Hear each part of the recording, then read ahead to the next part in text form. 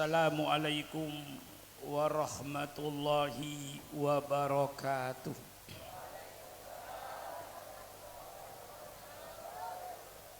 Bismillahirrahmanirrahim.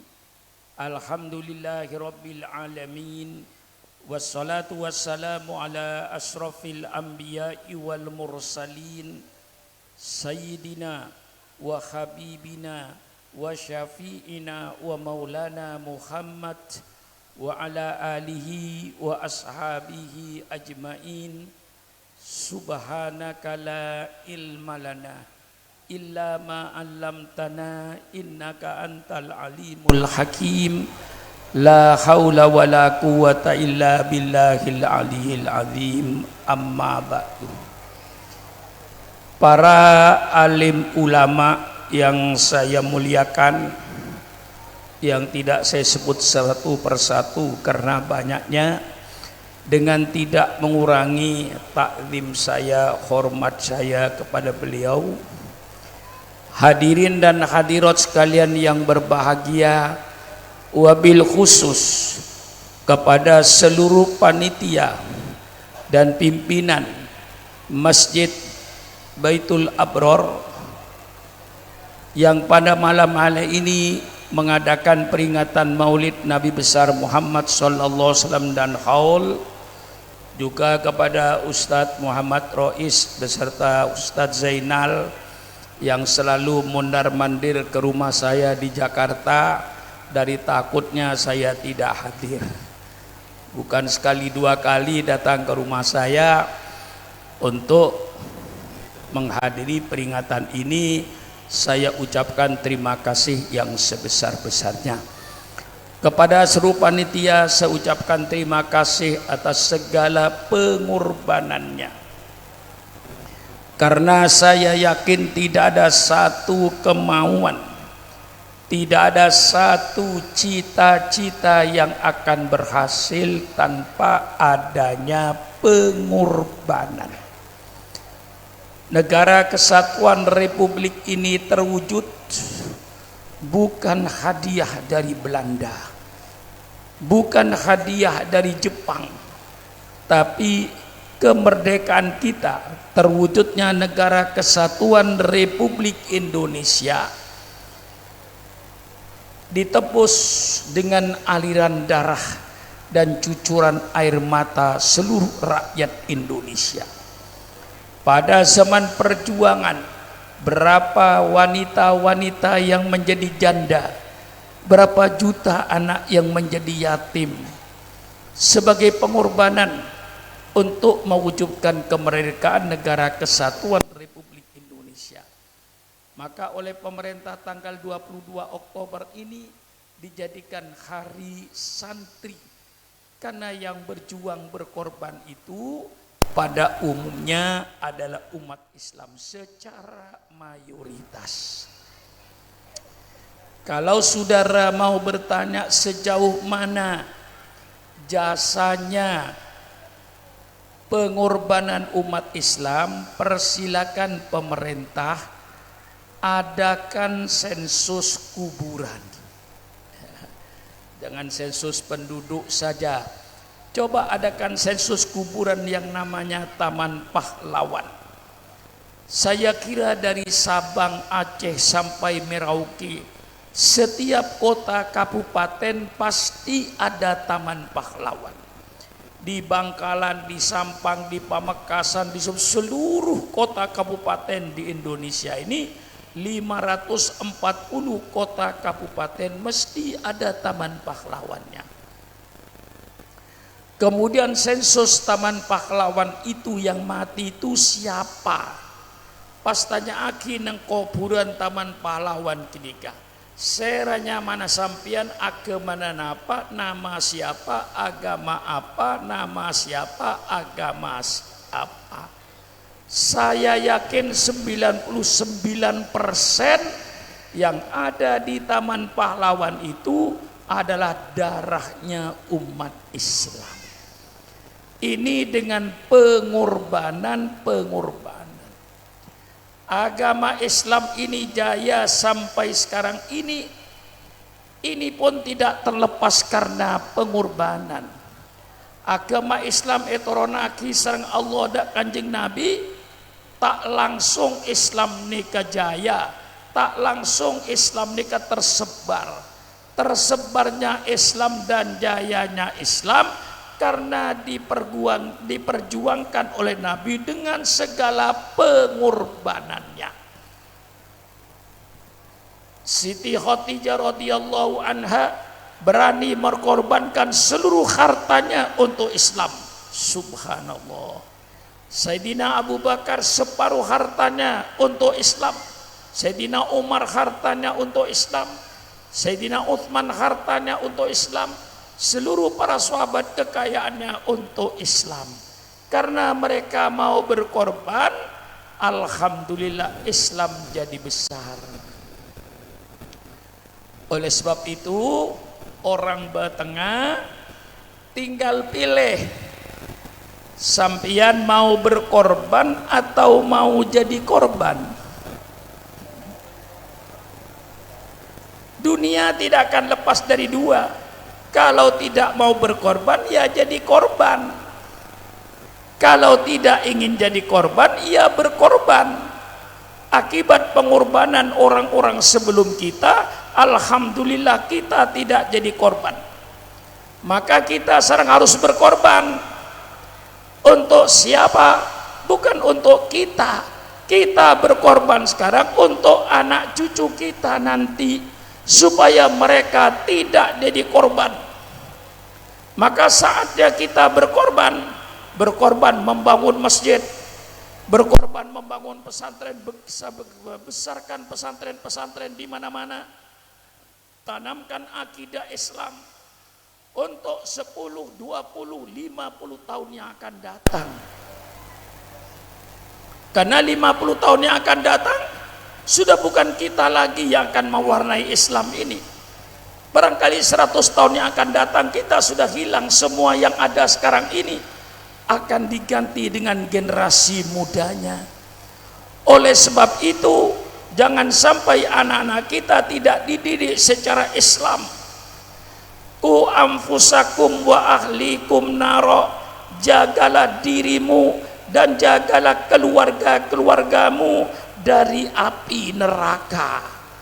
Untuk menjaga kita daripada api neraka, bangun pesantren, bangun madrasah, bangun masjid, bangun majelis taklim, bangun majelis dzikir. Dengan adanya ini maka Islam akan sambung menyambung dari generasi ke generasi sampai hari kiamat. Maka kepada panitia saya ucapkan terima kasih, tentu dalam segala pengorbanannya untuk menghidupkan Islam di Batengah ini. Dengan adanya peringatan Maulid Nabi besar Muhammad sallallahu alaihi wasallam, Islam menjadi besar. Ini termasuk bid'ah-bid'ah yang bagus, termasuk tradisi-tradisi yang bagus. Yang sekarang masuk ke Indonesia, ini bid'ah, ini bid'ah, ini bid'ah, ini bid'ah. Itu datang dari orang-orang yang tidak mengerti Islam secara luas. Pikirannya sempit. Dia berkata pokoknya kalau zaman Nabi tidak ada, sekarang kita adakan tuh bid'ah, masuk neraka. Subhanallah, subhanallah. Alangkah sempitnya pemikiran engkau. Mari kita berpikir secara luas, secara agama. Bid'ah itu barang baru yang tidak ada pada zaman Rasul, sekarang ada. Apakah semua barang baru yang sekarang ada yang tidak ada pada zaman Rasul pasti jeleknya?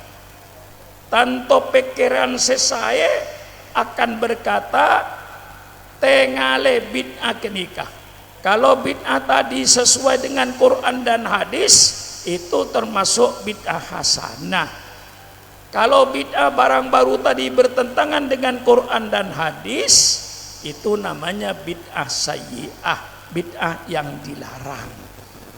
Bid'ah yang baik tentu tidak dilarang, malah diperintahkan Rasulullah untuk membuat bid'ah sebanyak-banyaknya. semakin banyak bid'ah hasanah yang kita buat di masyarakat, Islam semakin hebat. Rasulullah sallallahu alaihi wasallam bersabda, "Man sanna fil islami sunnatan hasanatan falahu ajruha wa ajru man amila biha min wari ayyang min ujurihim syai'un." Barang siapa yang membuat sunnah-sunnah, tradisi-tradisi yang baik, kebiasaan-kebiasaan yang baik, maka dia dapat pahala, dan mendapat pahala dari orang-orang yang mengerjakannya dengan tidak mengurangi pahala mereka sedikit pun. Yang dilarang oleh Rasulullah itu bid'ah sayyi'ah.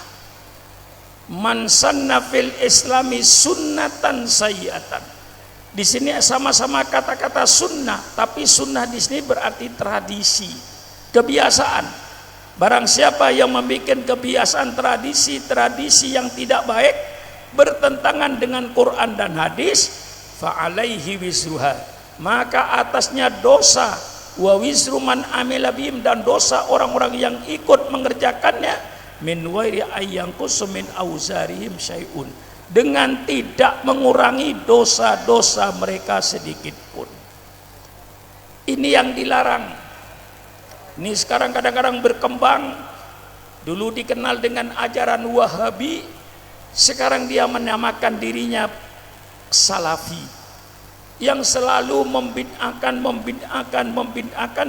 bid'ah yang baik.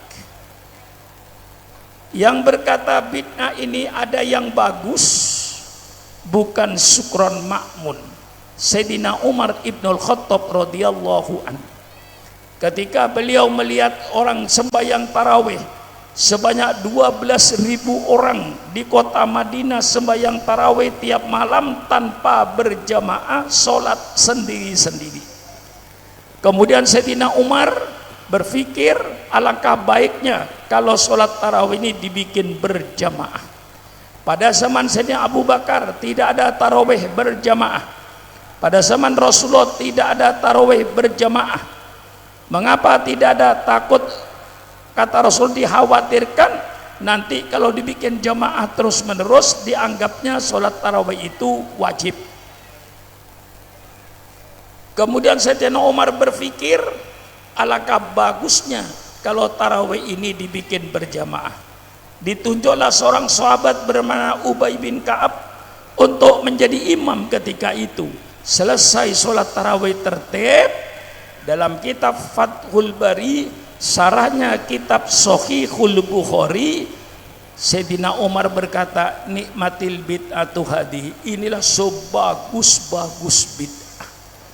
Jadi yang berkata bid'ah ada yang bagus, bukan sukron ma'mun, Sayyidina Umar ibnul Khattab radhiyallahu anhu. Kemudian diperkuat oleh Al-Imam Syafi'i radhiyallahu, dalam kitabnya Imam Syafi'i berkata, al bid'atu bid'atani, bid'ah itu ada dua macam.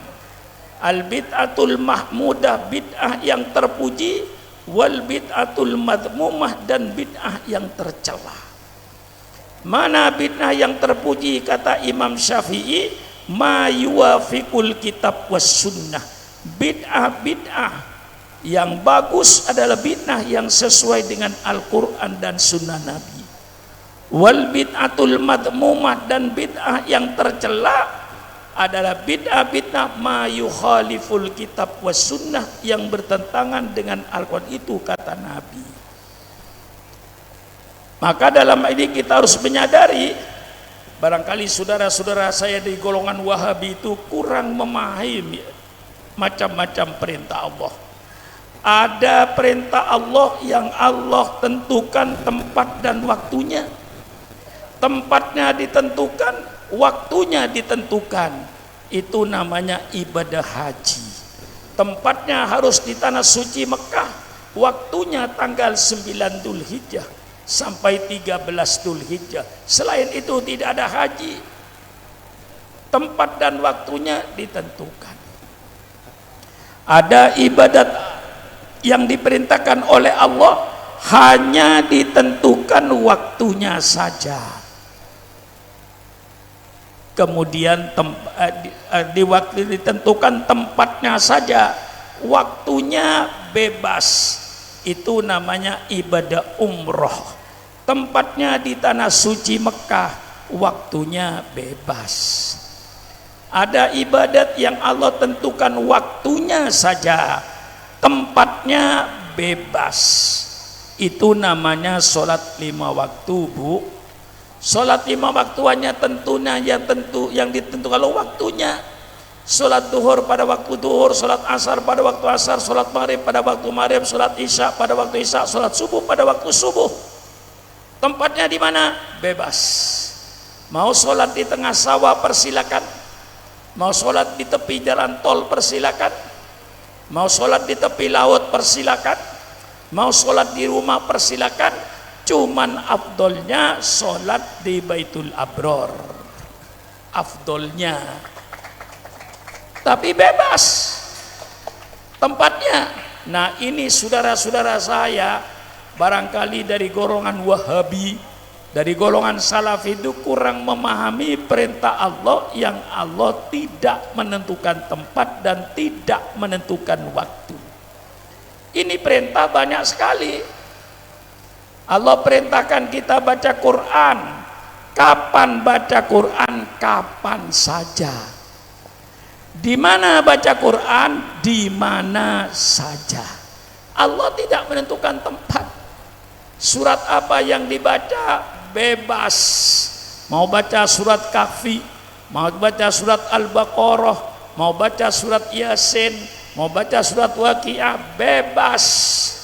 Di mana baca Quran? Di mana saja, asal jangan di WC. Kapan baca Quran? Kapan saja. Allah perintahkan baca solawat. Ya ayyuhalladzina amanu sallu alaihi wasallimu taslima. Di mana baca solawat? Di mana saja. Kapan baca solawat? Kapan saja. Kita disuruh zikir oleh Allah. Udzukurullaha katsiran. Berzikirlah kau kepada Allah sebanyak-banyaknya. Kapan kita berzikir? Kapan saja. Di mana kita berzikir? Di mana saja. Allah tidak menentukan tempat dan Allah tidak menentukan waktu. Berarti tempat dan waktu oleh Allah diserahkan kepada kita. Maka biasanya NU Lamba tahun ini makan NU sesemangkin penikah. NU Lamba biasanya muslimat NU menikah mun malam Jumat akompol, dan kadang pindah-pindah compok, dan kadang pindah-pindah langgar, dan kadang pindah-pindah masjid. Kenapa? Maca Yasin ben malam Jumat, istiqomah. Nah, yang pasti Yasinan setiap malam Jumat istiqomah zaman Nabi tidak ada. Kalau orang baca Yasin malam Jumat ya ada. Tapi yang istiqomah berkumpul, misalnya di Masjid Al-Abror, lalu muslimat kumpul malam Jumat, kemudian baca Yasin bersama setiap malam Jumat, zaman Rasulullah pasti tidak ada Yasinan setiap malam Jumat secara istiqomah, tidak ada. Sekarang kita diadakan tradisi yang bagus. Apakah orang yang baca Yasin setiap malam Jumat istiqomah yang zaman Nabi tidak ada lalu masuk neraka? Insya Allah barangkali otaknya miring. Engki punten. Engki punten. Nih kenyamana bid'ah hasanah, sunnatan hasanah, sunnah sesae, kebiasaan sesae. Nih kutu paudi musuh Islam penikah. Kanjeng Nabi merintahkan baca solawat. Kapan kita baca solat? Kapan saja, di mana saja baca solawat. Lalu tiap malam minggu anak-anak muda, karena besoknya tidak sekolah, mengadakan bacaan saraful anam, mengada bacaan tiba, mengada bacaan banyak macam tiba bersenji, baca solawat itu. Apakah orang yang baca solawat setiap malam minggu istiqomah yang tidak ada pada zaman Rasulullah masuk neraka? Insya Allah otaknya miring barangkali. Masa masuk neraka? Allah perintahkan dikir. Kapan kita dikir? Kapan saja. Di mana kita dikir? Di mana saja. Lalu orang yang tua-tua mengadakan dikir tiap malam Senin di Masjid Baitul Abror. Tiap malam Senin kumpul, habis maghrib dengan isya disambung, baca tasbih 100 kali, baca istighfar 100 kali. Setiap malam Senin, yang pasti dikir setiap malam Senin rutin. Zaman Rasulullah tidak ada. Apakah kita yang dikiran setiap malam Senin rutin istiqomah masuk neraka? Insya Allah otaknya miring. Lah ini mari ngaji, supaya sudah tahu dapat ilmu dari saya, tidak sia-sia. Jadi bid'ah itu ada yang bagus, ada yang tidak bagus. Mengapa dalam hadis Rasulullah tidak Rasul sebutkan kullu bid'atin dolalah? Karena dalam ilmu sastra Arab yang disebut ilmul balaghah, sesuatu barang yang pasti sifatnya tidak usah disebut, karena sudah pasti yang dimaksud Rasulullah itu bid'ah sayyi'ah. Kullu bid'atin sayyi'atin dolalatun. Semua bid'ah yang tidak baik sesat, itu masuk akal. Kalau sekarang kita ganti kullu bid'atin hasanatin dolalatun, semua bid'ah yang baik sesat. Bagaimana baik kok sesat? Otaknya. Maka saya akan meluruskan cara berpikir umat ini, termasuk saudara-saudara saya dari golongan Wahabi dan Salafi ini, supaya mari kita tempatkan agama ini yang sebenarnya. Kita mengadakan maulid Rasulullah Sallallahu Alaihi Wasallam malam ini, pertama kita karena cinta kepada Rasulullah. Cinta Rasulullah, man kathura hubbuhu kathura dzikruhu. Orang yang banyak cinta tentu banyak menyebut, banyak ingat. Karena kita cinta sama Rasulullah, kita ingat kelahirannya, kita lihat baca sholawat. Dan Rasulullah sendiri pun memperingati hari kelahirannya. Yang berkata bahwa Rasulullah tidak pernah memperingati kelahirannya, itu menunjukkan kesempitan ilmunya. Dalam hadis Muslim, an Abi Qatadah radhiyallahu an, su'ilan Nabi sallallahu alaihi wasallam an shaum yaumil itsnin, faqal yaumun wulidtu bih. Dari sahabat Abi Qatadah radhiyallahu an ditanya Rasulullah sallallahu alaihi wasallam, "Ya Rasulullah, mengapa engkau puasa hari Senin?" Rasulullah menjawab langsung, "Saya puasa hari Senin, yaumun wulidtu fi." Hari itu hari saya dilahirkan. Rasulullah mengadakan peringatan kelahirannya setiap hari Senin. Beliau lalu berpuasa, bersyukur kepada Allah, ingat hari kelahirannya. Kita memperingati hari kelahirannya dengan membaca riwayat beliau, dengan membaca ajaran beliau, supaya kita memberikan nasihat. Di dalam kitab suci Al-Quran Allah berfirman, "Qul bifadlillah wa birahmatihi fabidzalika falyafrahu." Katakanlah oleh engkau Muhammad, dengan karunia Allah, dengan rahmat Allah, maka hendaknya mereka bergembira. Tidak ada karunia Allah yang lebih besar dari lahirnya junjungan kita Nabi besar Muhammad sallallahu alaihi wasallam. Tidak ada rahmat Allah yang lebih besar daripada lahirnya junjungan kita Nabi besar Muhammad sallallahu alaihi wasallam.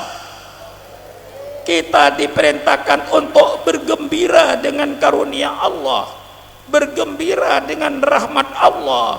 Maka malam ini kita kumpul di Masjid Baitul Abrar, menunjukkan kesenangan kita dengan karunia Allah lahirnya Nabi Muhammad, dengan rahmat Allah lahirnya Nabi Muhammad. Kita berkumpul, kita adakan peringatannya, meratakan kegembiraan kita atas lahirnya junjungan kita Nabi besar Muhammad sallallahu alaihi wasallam. Orang yang tidak bergembira dengan kelahiran Nabi Muhammad tentu itu dipertanyakan, orang beriman apa tidak? Orang yang beriman pasti akan bergembira dengan lahirnya junjungan kita Nabi besar Muhammad sallallahu alaihi wasallam. Masih banyak lagi hadis-hadis lain yang menunjukkan tentang pentingnya peringatan Maulid. Laqad kana lakum fi Rasulillah uswatun hasanah. Sudah ada dalam diri Rasulullah uswatun hasanah, suri teladan yang baik. Kapan kita memperlihatkan suri teladan yang baik? Yang paling tepat pada saat peringatan Maulid, kita tampakkan suri teladan yang baik yang dibawa oleh junjungan kita Nabi besar Muhammad sallallahu alaihi wasallam. Masih banyak lagi ayat-ayat Al-Quran yang memerintahkan kita untuk mengadakan peringatan-peringatan. Di antaranya Allah berfirman, "Faksusil qasasoh la'allahum yatafakkarun." Hai Muhammad, ceritakan oleh engkau sejarah supaya manusia belajar kepada sejarah. Karena sejarah yang menulis mengapa pemimpin itu dipuji oleh rakyatnya, sejarah yang mencatat mengapa pemimpin itu dimaki-maki dan dicela oleh rakyatnya, sejarah yang berkata, yang menceritakan. Ini pentingnya sejarah. Maka ketika malam itu kita baca sejarah siapa? Sejarah junjungan kita Nabi besar Muhammad sallallahu alaihi wasallam untuk dijadikan suri teladan. Dan sampaikan kepada saudara-saudara kita yang berfaham Wahabi atau berfaham Salafi bahwa kita mengadakan pengajian Maulid selalu dari acara pertama sampai terakhir, seluruhnya yang kita laksanakan berdasarkan perintah Allah. Tidak ada acara Maulid yang tidak perintah Allah. Contohnya, peringatan Maulid dibuka dengan bacaan kitab suci Al-Quran. Baca kitab suci Al-Quran termasuk perintah Allah. Kemudian kita tahlilan, kita baca tahlil, kita baca sholawat mendoakan saudara-saudara kita, kakek-kakek kita yang kita kholi, kita doakan mudah-mudahan Allah menerima amal soleh mereka, mudah-mudahan Allah mengampuni dosa mereka. Ini perintah Allah. Setelah itu kita baca sholawat, ya Nabi salam alaika, ya Rasul salam alaika, ya Habib salam alaika, ya Rasul ya Habib salam alaika, salawatullah alaika. Ini semuanya sholawat perintah Allah. Tidak ada peringatan Maulid yang kita laksanakan yang bukan perintah Allah. Kemudian sambutan-sambutan termasuk al-mau'idatul hasanah. Ini perintah Allah. Cara kita berdakwah, ud'u ila sabili rabbika bil hikmati wal mau'idatil hasanah wajadilhum billati hiya ahsan. Ajalah oleh engkau Muhammad mereka ke jalan Allah bil hikmah, dengan cara yang bijaksana, wal mau'idatil hasanah, dan dengan nasihat-nasihat yang baik. Kalau perlu Muhammad wajadilhum billati ahsan, ajakan musyawarah, ajak dialog, ada diskusi. Ini cara Islam. Maka saya kadang-kadang mengharapkan pada pemerintah Republik Indonesia ini, setiap ada orang yang berbeda dengan pemerintah, tolong pemerintah jangan dianggap musuh. Itu yang berbeda itu ingin menyumbangkan pikiran kepada bangsa ini, ingin menyampaikan pikiran terbaiknya kepada bangsa ini. Maka orang-orang yang berbeda dengan pemerintah jangan dianggap musuh pemerintah. Ajak, diundang ke istana, ngopi bersama. Betul? Kalau perlu makan nasi goreng. Tanpa emosi. Kemudian mari kita kumpul bicara. Mengapa kau berbeda dengan saya pemerintah? Apa alasanmu? Apa pikiranmu? Ini cara Islam. Bukan kalau berbeda lalu dianggap musuh, apalagi lalu ditangkap misalnya, tambah nggak bener itu. Yang berbeda pendapat itu diundang misalnya ke istana, diajak berdiskusi. Ini cara Islam. Wajadilhum billati hiya ahsan. Ajarlah mereka bermusyawarah, ajaklah mereka berdiskusi dengan mengumumkan argumentasi alasan-alasan yang baik. Apa maksud Pak Syukron? Saya kemukakan pada pemerintah dengan alasan-alasan yang baik, misalnya ini cara Islam berdakwah. Nah, di dalam kita memperingati Maulid inilah kita menyampaikan al-maudatul hasanah, perintah Allah. Nanti setelah itu ditutup dengan doa. Doa pun perintah Allah. Mana ada peringatan Maulid acara pertama sampai terakhir yang bukan perintah Allah. Seluruhnya yang kita laksanakan dalam Maulid itu seluruhnya perintah Allah Subhanahu wa taala. Kita memperingati Maulid untuk mengenang kembali sejarah Rasulullah sallallahu alaihi wasallam. Rasulullah datang ke dunia ini tidak membawa agama baru. Ini kadang-kadang belum ditanya lagi orang, saya bangun Islam. Jawab sampean saya bangun Islam Kanjeng Nabi Muhammad. Salah itu. Keliru. Siapa yang membangun Islam? Jawaban sebener tretan, saya bangun Islam panika segemi Nabi. Benih Kanjeng Nabi saos saya bangun Islam. Islam ini kalau bangun mulai zaman Nabi Adam. Semua Nabi yang jumlahnya 20 Rasul itu yang membangun Islam. Nabi Muhammad datang bukan membawa agama baru, menyempurnakan. Dengan datangnya Nabi agama Islam sempurna, lengkap, tidak ada yang kurang. Maka oleh Allah lalu diproklamasikan Islam ini dalam kitab Shahihu Muslim, dalam bab Muhammad Khatamun Nabiyyin. Rasulullah sallallahu alaihi wasallam bersabda, mathali wa mathalul anbiya min qabli kamathali man bana baitan wa ana akhiru man wada'a hadil labina. Perumpamaan saya, kata Nabi Muhammad, dengan nabi-nabi sebelumnya itu ibaratkan orang yang membangun sebuah rumah besar. Saya datang terakhir yang meletakkan batu yang terakhir, pertanda pembangunan Islam selesai. Sebelum datang Nabi, pembangunan Islam belum selesai. Dibangun Islam mulai zaman Nabi Adam. Agama yang diturunkan oleh Allah hanya satu, agama Islam saja.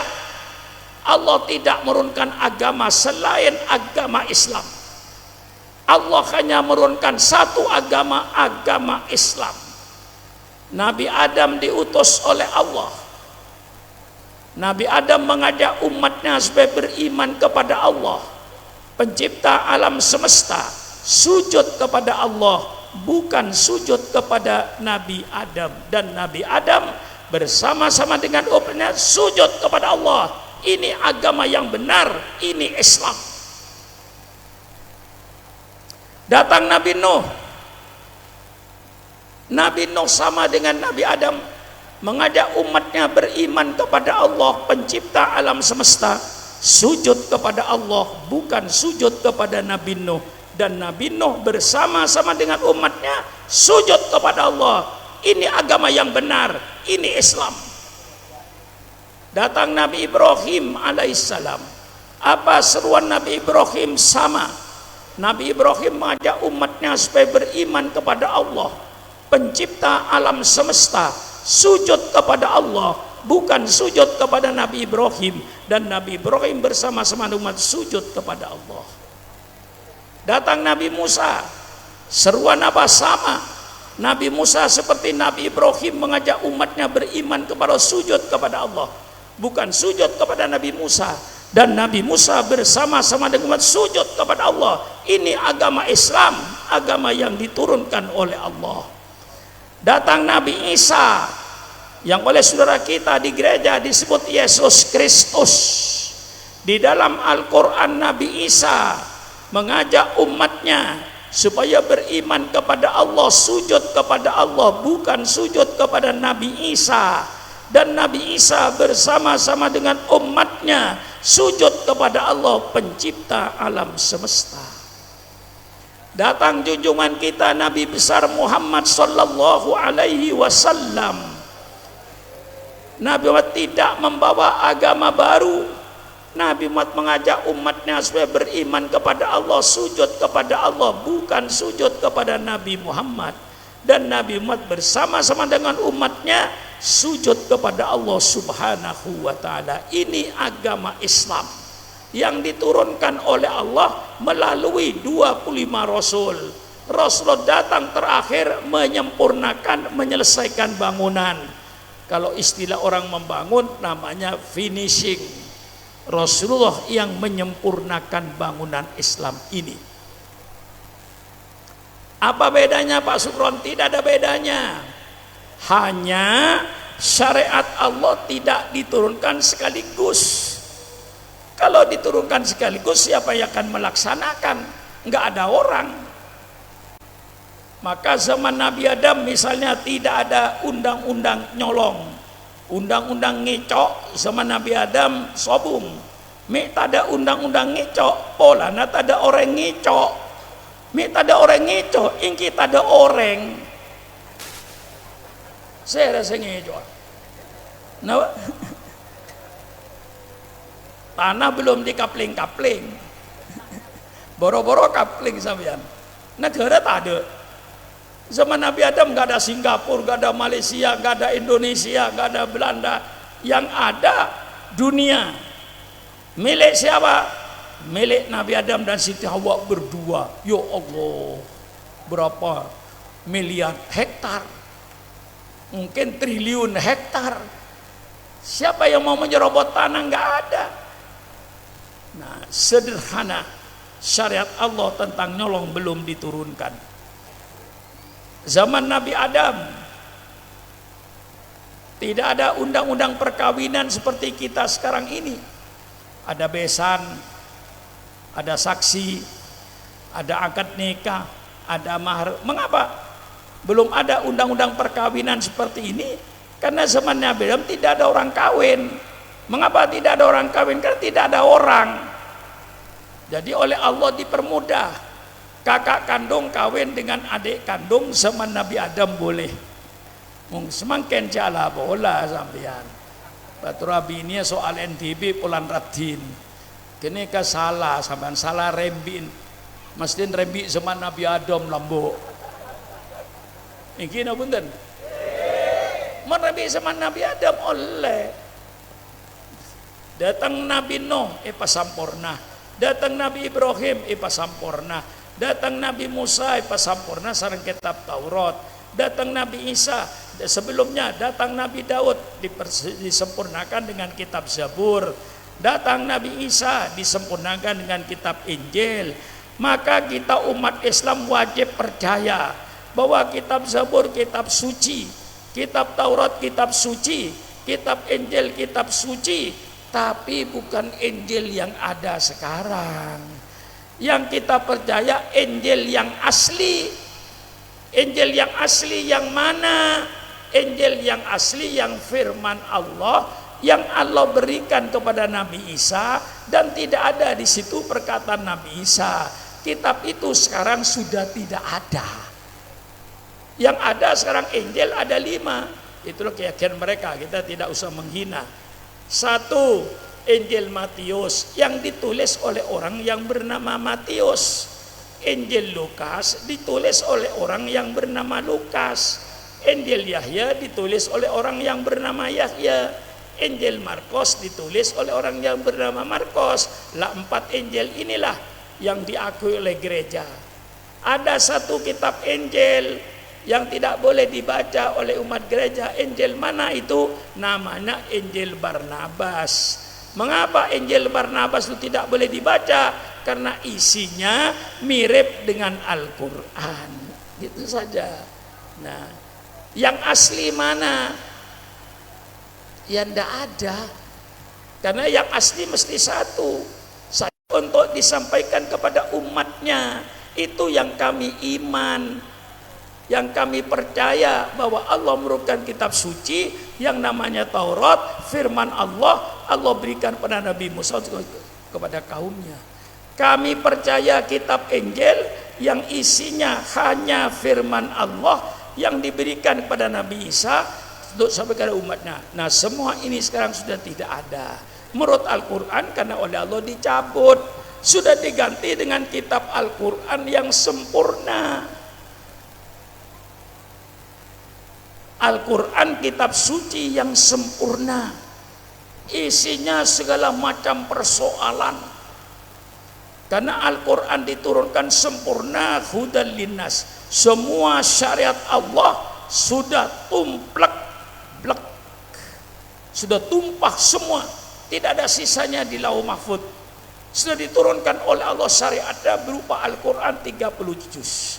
Maka setelah Al-Quran 30 juz turun, Allah Subhanahu wa ta'ala berfirman, Al-yawma akmaltu lakum dinakum wa atmamtu alaikum nikmati wa raditu lakumul Islam madina. Pada hari ini kata Allah, sudah saya sempurnakan agamamu untukmu. Al-Quran 30 juz sudah turun semua untuk memberikan petunjuk hidup kepada manusia. Wa atmamtu alaikum nikmati, dan telah saya sempurnakan nikmatku. Menurut ulama tafsir, sempurnanya nikmat Allah itu dengan datangnya Nabi Muhammad. Seandainya Nabi Muhammad belum datang, nikmat Allah belum sempurna. Al-Quran 30 juz sudah turun yang isinya lengkap sempurna, yang akan menjelaskan sudah Allah lahirkan junjungan kita Nabi besar Muhammad sallallahu alaihi wasallam yang akan menjelaskan Al-Quran dengan sunnah-sunnahnya. Maka Allah bikin pernyataan, wa raditu lakumul Islam madina. Kata Allah, bukan kata Sukron Makmun. Kata Allah, saya ridho, saya rela Islam sebagai agamamu. Berarti selain agama Islam menurut Al-Quran tidak diridhoi oleh Allah. Yang diridhoi oleh Allah hanya agama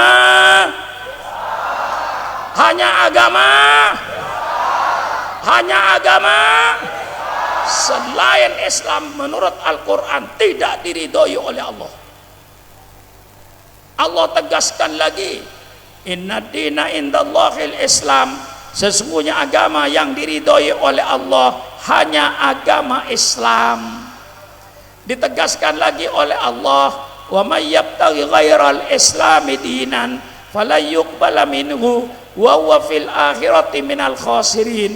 Bagi barang siapa yang mencari agama selain agama Islam, maka agama itu tidak bakalan diterima oleh Allah dan mereka akan merugi. Mengapa merugi? Karena tempat mereka nanti di api neraka.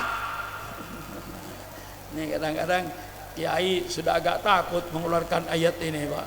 Takut dikatakan radikal, takut dikatakan ekstrim. Ini Quran, bukan Sukron Makmun. Allah yang menyatakan, wa raditu lakumul Islam madina. Saya ridho, kata Allah. Saya rela, kata Allah, Islam sebagai agama. Mengapa? Karena syariat Allah sudah diturunkan semua, dan yang akan menjelaskan Al-Quran sudah dilahirkan junjungan kita Nabi besar Muhammad sallallahu alaihi wasallam. Nah, jadi saudara punya gambaran Islam itu kayak apa? Kayak bangunan rumah yang besar, yang bangun 25 Rasul, yang menyelesaikan Nabi Muhammad sallallahu alaihi wasallam. Maka Al-Quran itu sempurna. Terus terang aja, saya fanatik dengan Al-Quran, saya fanatik dengan Islam, karena saya mengerti Islam. Maka ada peribahasa, tidak cinta karena tidak kenal. Kenalilah Islam, insya Allah kau akan cinta kepada Islam. Yang tidak senang Islam, tolong saya ajak pelajari Islam, datang ke rumah saya. Nanti kalau kau sudah kenal Islam, saya yakin akan cinta kepada Islam seperti Sukron Makmun. Saya cinta kepada Islam, mengapa? Karena Islam itu mengatur segala-galanya. Jadi kalau sekarang ada paham liberalisme, kebebasan adalah hak asasi manusia. Subhanallah. Dari mana makhluk liberalisme ini? Ya. Yang mempunyai paham kebebasan adalah hak asasi manusia. Dari mana makhluk ini datangnya? Makhluk ini datang dari barat. Karena di barat itu ada sebagian mereka yang trauma terhadap agama mereka. Lahirlah liberalisme, kebebasan adalah asasi manusia. Seorang tokoh liberalisme di Amerika Serikat bernama Harvey Cox, dalam bukunya dia menyatakan liberalisme, kebebasan adalah hak asasi manusia untuk membebaskan manusia dari asuhan agama, supaya manusia tidak diasuh oleh agama. Nah, kalau manusia bebas dari agama, insya Allah jadi binatang. Betul apa tidak? Betul apa tidak? Maka saya katakan liberalisme dalam negara Pancasila, kebebasan adalah hak asasi manusia, harus dibatasi dengan akhlak, dibatasi dengan moral, dibatasi dengan agama. Kalau kebebasan adalah hak asasi manusia, tidak dibatasi dengan moral, tidak dibatasi dengan akhlak, tidak dibatasi dengan agama, berarti di Indonesia sekarang sedang ada proses untuk membinatangkan bangsa Indonesia, supaya bangsa Indonesia jadi binatang. Sedang ada ini gerakan ini, supaya kebebasan asasi manusia. Sukron Makmun diciptakan oleh Allah bukan untuk sakarpi dewe. Sukron Makmun diciptakan oleh Allah bukan untuk semau gue, kata orang Betawi Jakarta. Sukron Makmun diciptakan oleh bukan untuk sakarpi tibi, tapi Sukron Makmun diciptakan oleh Allah untuk menjalankan perintah Allah dan untuk menjauhi larangan Allah. Bukan Sukron Makmun diciptakan oleh untuk semaunya sendiri, sakarpi tibi, tapi dibatasi oleh agama. Oleh sebab itu liberalisme, kebebasan adalah sudah negara Pancasila, harus dibatasi dengan agama. Kalau kebebasan tanpa batas-batas agama, itu berarti di Indonesia ini sekarang sedang ada proses untuk menjadikan bangsa Indonesia jadi binatang. Berzina bebas kayak di barat. Di Eropa, di Belanda, di Amerika, berzina itu bebas teretan. Kor endek pada so ajem, kor endek pada endek. Kalau mau sama mau, persilakan berzina, itu hak asasi manusia, tidak perlu dilarang, asal mau sama mau. Subhanallah. Ini namanya pembinatangan bangsa Indonesia. Mau mabuk-mabukan persilakan, mau berjudi persilakan, mau berzina persilakan. Itu adalah hak asasi manusia. Subhanallah, subhanallah.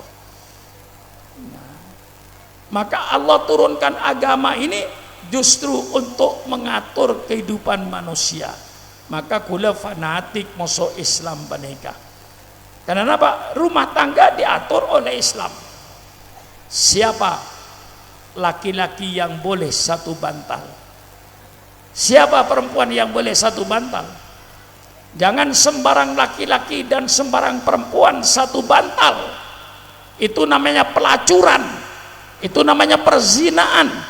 Dan oleh Allah di dunia sudah diturunkan adabnya yang berupa penyakit AIDS, penyakit HIV, penyakit yang sangat ditakuti oleh dunia barat sekarang ini, penyakit yang melumpuhkan tubuh manusia yang tidak ada obatnya sampai sekarang ini. Itulah penyakit AIDS yang disebabkan oleh pelacuran dan perzinaan, penyakit HIV. Allah mengatur.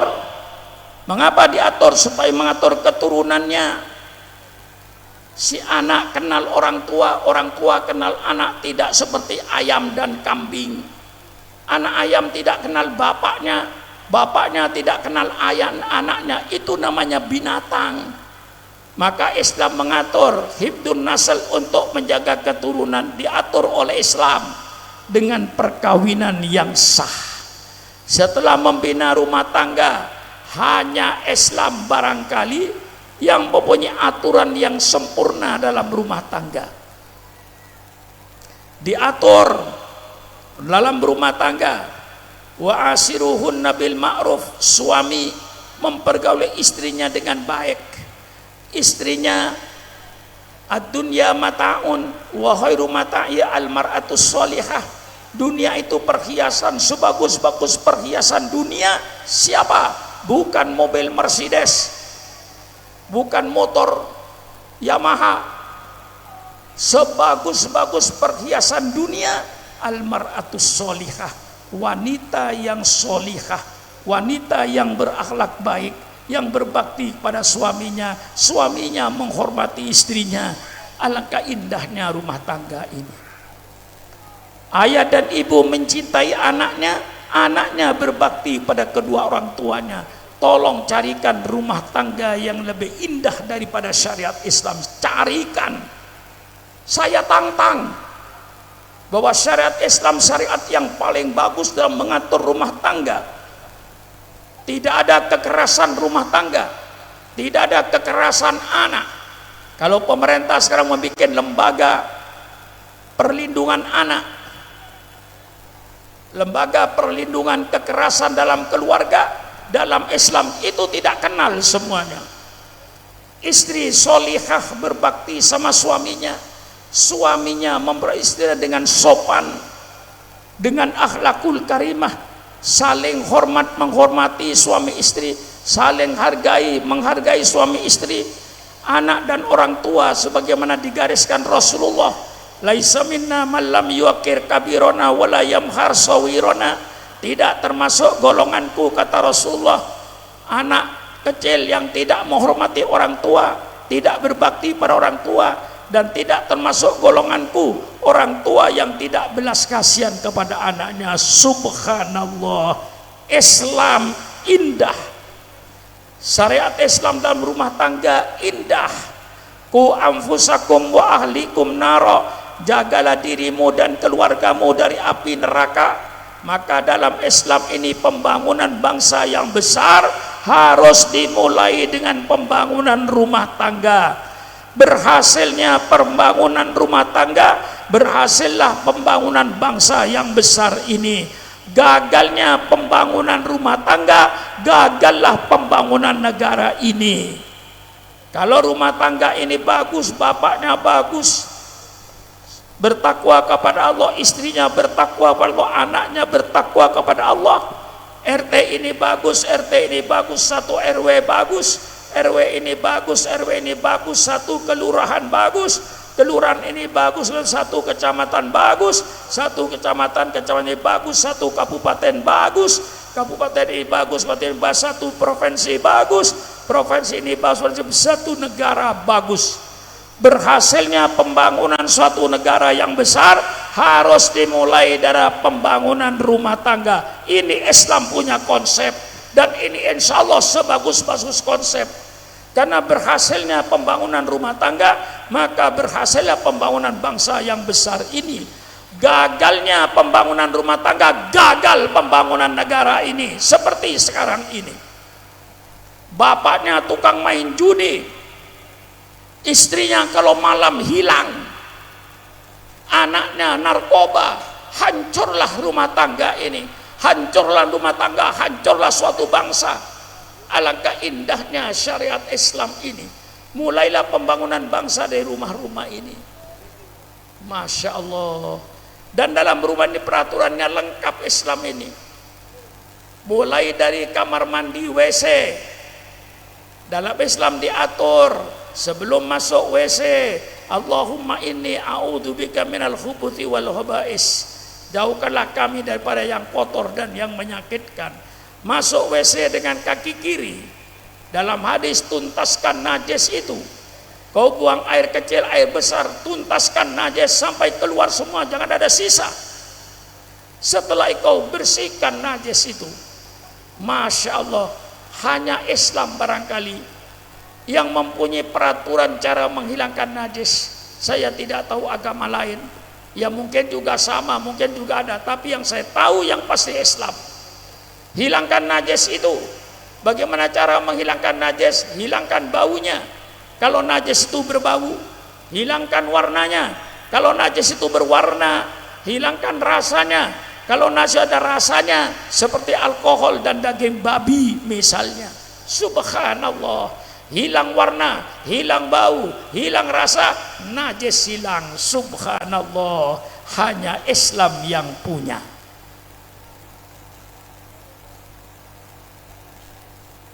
Masuk dapur, subhanallah. Kalau ini peraturan masuk dapur menjadi syariatnya bangsa Indonesia, saya yakin korupsi tidak ada, sogok menyogok tidak ada, suap menyuap tidak ada, menipu orang tidak ada, ngurangin timbangan tidak ada, perampokan tidak ada. Kalau semua orang berpikir supaya rezeki yang lewat tenggorokannya ini rezeki yang halal, jangan sampai rezeki yang lewat tenggorokannya rezeki yang haram. La ta'kulu amwalakum bainakum bil batil. Jangan kau makan harta di antara kamu dengan cara yang batil. Yang batil apa? Rentenir, riba, batil, ngurangin timbangan, batil, nipu orang, batil, ngerampok, hadir, sogok menyogok, haram, suap penyuap haram, apalagi ngerampok duit rakyat paling haram. Betul? Saya tidak berkata korupsi, korupsi terlalu halus, bukan korupsi, ngerampok. Subhanallah, sudah diadakan pemilihan umum, biaya pemilihannya ratusan miliar, triliun. Triliun ini Pak, biaya pemilihan umum itu. Dipilih oleh rakyat, setelah dipilih digaji, dikasih gaji, gajinya di atas 60 juta satu bulan. Ada yang 100 juta, ada yang 150 juta. Subhanallah, sudah dipilih oleh rakyat dengan biaya yang mahal. Begitu sudah jadi pemimpin, digaji ratusan juta, kok yotego mi tege le gaji raja ki ngarampok pesena rakyat mi tege. Nah, paham gak? Paham gak? Ngaji lian di ilmu sampean. Napa? Ngaji tuh orang ngaji kagula. Ini kedepor ya atur so Islam. Buk, buk. Buk, buk, tedungi. Kula pidato setengah mate sampai tedung setengah mate. Udah pada setengah mate nih gebuk. Buk. Bada kopeng ah. Bada kopeng lagi. Canto lagi. Eding lagi. Mun sampian maco beres lagu, tanya lagi beres ya. Beres dari dem masih dada tengah. Oleh nangicok. Oleh nyopet, oleh ngorangin tembangan, oleh neriba, sogok menyogok, suap menyuap, ngerampong duit rakyat, haram. Nah, kalau semua syariat Islam yang kayak begini dilaksanakan seluruh bangsa Indonesia, insya Allah rentenir tidak ada, sogok menyogok tidak ada, suap menyuap tidak ada, apalagi ngerampok duit rakyat tidak ada, ngurangin timbangan tidak ada, nipu orang tidak ada. Pasti mereka mencari rezeki yang halal yang diridhoi oleh Allah Subhanahu wa taala. Engkina babunten. Engkina bunten. Nikah Islam ngatur sampai ke dapur. Kapan lah masa? Sampean mau ada ya tur boleh, masya Allah. Paling punten Allahumma barik lana fima razaqna wa qina adzabannar. Bismillahirrahmanirrahim. Ambil makanan yang paling dekat kepadamu. Jangan ngambil makanan yang di depan orang lain. Sopan, kunyah olehmu, Allah kasih gigi. Gunanya gigi untuk mengunyah makanan sampai hancur sehancur-hancurnya supaya perutnya sehat. Mie sake sampan tak sake ada remah sambian. Jadi ada air tempe, guring garing tempena. Baru oleh giginya dipecah dua, langsung dikelunyo. Laku keluar tempe. Beco boleh, guring boleh. Najis. Kalau sudah empuk najis. Nah, itu Islam sampai mengatur begitu. Habis makan, alhamdulillah di at'amana wa saqona wa jalna muslimin, subhanallah. Sampai makan diatur. Dan peraturan Islam peraturan yang paling baik. Apa kata Rasulullah? Nahnu qaumun la naqul hatta naju wa idza akalna lam nasba. Kami kaum yang tidak makan kecuali merasa lapar. Dan kalau makan tidak sampai kenyang, hilang lapar berhenti, lain so sambian. Untuk pak nasi kenyaman, gongannya nyaman, cukon nyaman, telopereng ipat ada. Ingin aputen, nyaban ngaan, kekenyangan nalu. Kanjeng Nabi ada bu, nano kaumun lana kolata najwa ida akalna lam nasba. Kami kaum yang tidak makan kecuali merasa lapar. Dan kalau makan tidak sampai kenyang, menghilangkan rasa lapar. Nanti lapar lagi, makan lagi. Sekedarnya tidak sampai kenyang. Insya Allah tabun sampian saya. Tidak sakit emah, tidak timbul infeksi. Bagaimana ususnya tidak infeksi? Kadang-kadang kacang goreng baru dipecah dua langsung ditelan, babat yang menggiling itu sulit karena masih keras. Lain kalau sampean giginya yang diberikan oleh Allah, hancurkan makanan sampai sehancur-hancurnya kayak bubur, baru telan, insya Allah perutnya sehat. Subhanallah. Sampai di situ Islam mengatur, sampai makan diatur. Tidur diatur oleh Islam. Paling tidak sampai tidur bismikallahumma ahya wa amut. Mohon punten maca ayat kursi, mohon punten baca kul wallahu ahad, kul a'udzu birabbil falaq, kul a'udzu birabbin nas. Baru terakhir bismikallahumma ahya wa amut. Sampai sampian ungga kasih bini. Ini kebaca bismillah nah. Cuma tak keburu. Ingki na punten. Ingki na punten. Baca bismillah. Sareng Kanjeng Nabi yatur, kalau kau mau tidur dengan istrinya, sebelum kau naik, baca dulu bismillah. Bismillahi Allahumma jannibis syaiton anni wa jannibni anhu warzuqni dzurriatan thayyibah. Dengan namamu ya Allah, jauhkan saya dari setan dan jauhkan setan dari saya. Ya Allah, berikanlah saya anak-anak keturunan-keturunan yang soleh dan solihah. Baru ungke puk puk puk puk pola deki mare ngaji beda se ongke puk. Tanya aki ke selake, kak mare maca bismillah je kak, aduh kinja lek toron suruh toron nangkring pada so ajam, nangkring pada sombi. Kita umatnya Nabi Muhammad sopan, semuanya diajarkan akhlak. Sampai mau tidur dengan istrinya pun Rasulullah diajar. Kalau kau mau tidur di sini baca Bismillahi Allahumma jannibis syaiton anni wa jannibni anhu warzuqni dzurriatan thayyibah. Ya Allah, dengan namamu ya Allah, jauhkanlah setan dari saya, jauhkan saya dari setan. Dan berikanlah ya Allah saya anak laki-laki yang soleh. Kalau perempuan yang solihah ya Allah, baru naik insya Allah anaknya baik. Ongke pada so aja, pada sombi.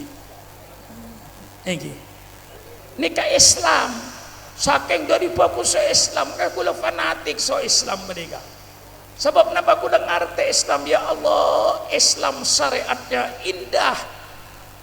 Kalau orang yang berakal pasti menerima syariat Islam ini, karena tidak ada yang jelek. Sampai ke depan oleh Islam diatur.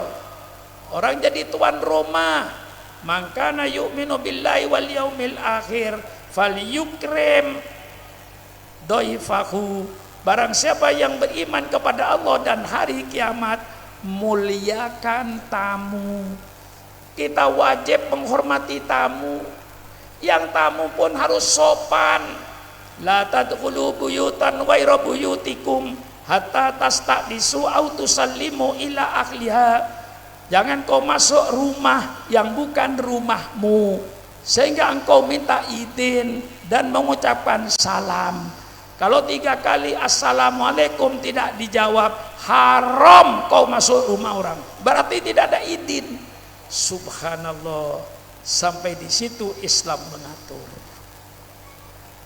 Sampai bertetangga, saya tuntaskan ini. RT, RW, kelurahan, masya Allah. Bagaimana kita bermasyarakat tetangga dengan tetangga? Bagaimana menurut syariat Islam? Mengapa orang tidak senang dengan syariat Islam? Karena mereka tidak tahu syariat Islam itu. Hanya tahunya dari luar. Coba kaji syariat Islam itu. Saya kira tidak ada masyarakat yang paling indah kecuali yang menjalankan syariat Islam. Contohnya apa? Dalam syariat Islam, man kana yu'minu billahi wal yaumil akhir falyukrim jarahu.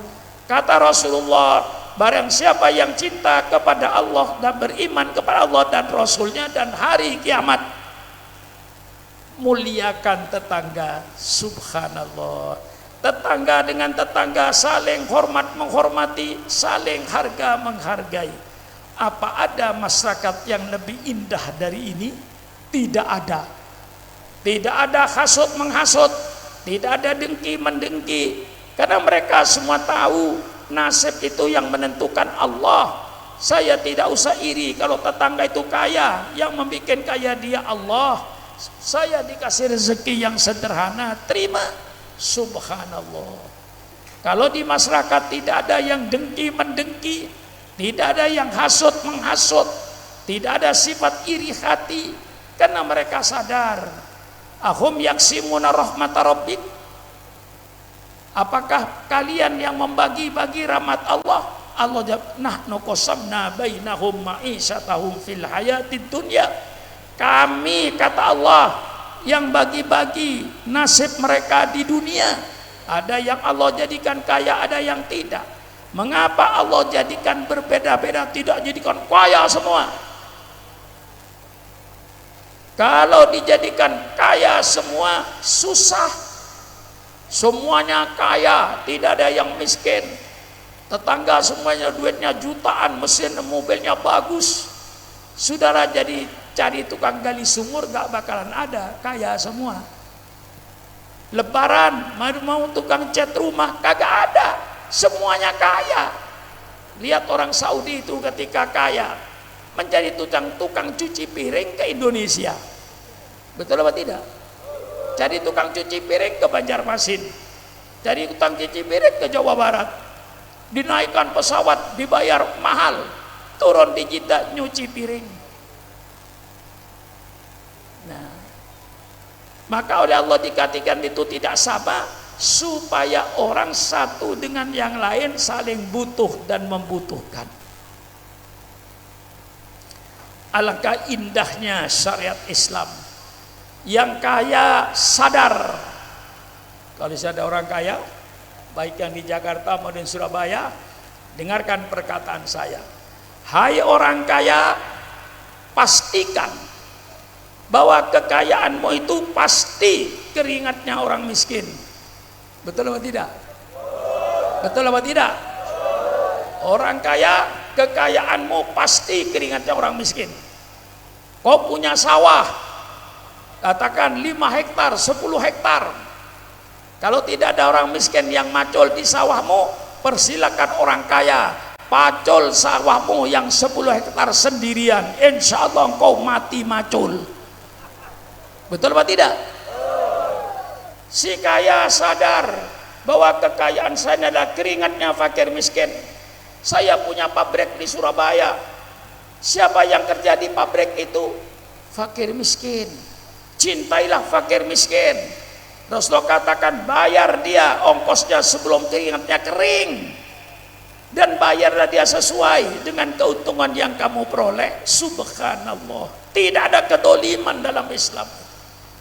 Yang miskin bersyukur, alhamdulillah ada orang kaya, anak saya bisa sekolah, istri saya bisa masak, alhamdulillah ada orang kaya. Kata yang miskin, kata yang kaya, alhamdulillah ada orang miskin yang kerja sama saya, sehingga kekayaan saya semua yang ada di bank, duit saya semua itu adalah keringatnya fakir miskin. Alangkah indahnya syariat Islam ini. Mengapa mereka tidak senang dengan syariat? Karena mereka tidak paham. Kaji syariat Islam ini pasti cinta dengan Islam. Masyarakat di RT dan RW kelurahan, kalau ini ajaran Islam dilaksanakan, kampung kita kayak surga. Wa ta'awanu 'alal birri wat taqwa. Saling bekerja sama, bergotong royong tetangga dengan tetangga di dalam membangun desanya. Subhanallah, indahnya begitu Quran itu. Maka kadang-kadang saya di depan kantor Koramil sering melihat tulisan damai itu indah. Itu syariat Islam itu, damai itu indah, itu Al-Quran. Al-Quran berkata wassulhu khairun, damai itu bagus, damai itu indah. Kadang-kadang polisi, di kantor polisi saya baca, kami adalah pengayom rakyat. Subhanallah, kami pengayom rakyat, itu syariat Islam. Rasulullah bersabda, Sayyidul qaumi khadimuhum, pemimpin kaum itu adalah budaknya kaum. Tidak siap jadi budaknya rakyat, jangan jadi pemimpin rakyat. Pemimpin rakyat adalah budaknya rakyat. Tidak siap jadi budaknya rakyat, jangan jadi pemimpin kau. Subhanallah, ini Nabi yang bersabda, bukan syukuran makmun. Saya bongkar sekarang ini supaya sudah cinta kepada Islam ini. Saya habiskan ini di dalam Islam. Mengapa Islam berbicara rumah tangga? Jawab saja oleh Anda. Islam bicara rumah tangga supaya anggota rumah tangga orang yang berakhlak, suaminya berakhlakul karimah, istrinya berakhlakul karimah, anaknya berakhlakul karimah. Alangkah mulianya rumah ini. Mengapa Islam bicara soal masyarakat, bagaimana berbangsa, bagaimana kita hidup di tengah-tengah masyarakat. Islam berbicara supaya anggota masyarakat itu anggota masyarakat yang bermoral, bukan anggota masyarakat preman-preman. Supaya paham.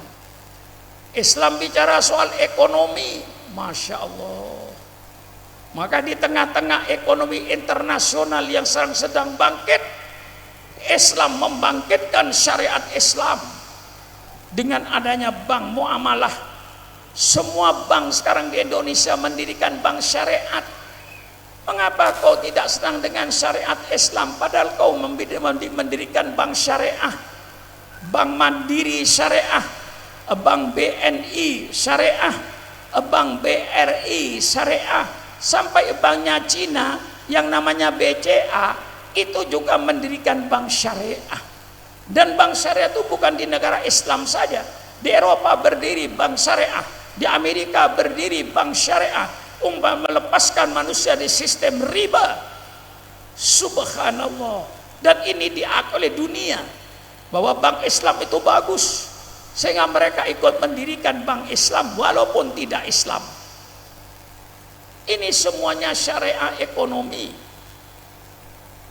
Kalau seandainya ekonomi Islam dipraktekkan di pasar-pasar, tidak boleh ngurangin timbangan. Wailul lil mutaffifin, neraka wail bagi orang yang ngurangin timbangan. Jangan menipu pembeli, konsumen.